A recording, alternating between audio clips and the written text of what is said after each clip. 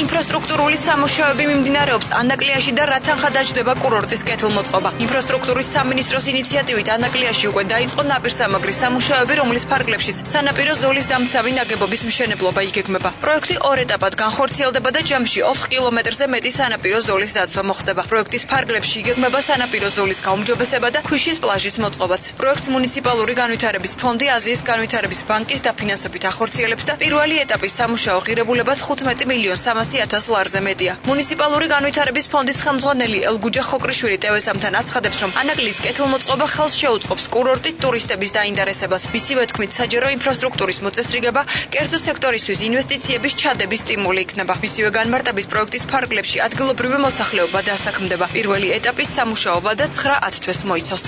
პროექტი მნიშვნელოვანია იმდენად, რამდენადაც წლების განმავლობაში ანაკლის სანაპირო ზოლის ზღვის მიერ ირიცხებოდა. მეორე ეტაპი იქნება ასევე გაგრძელება ამ ნაპირსამაგრი ნაგებობების ჩაწყობის ზღვაში, მაგრამ ამ ეტაპზე ჯერ არც პროექტი არ არსებობს და არც შესაბამისი დაფინანსებაც საუბარია. მიმდინარეობს მოლაპარაკება აზიის განვითარების ბანკთან, რომ ეს მეორე ფაზაც ამ პროექტის უახლოეს მომავალში დაიწყოს.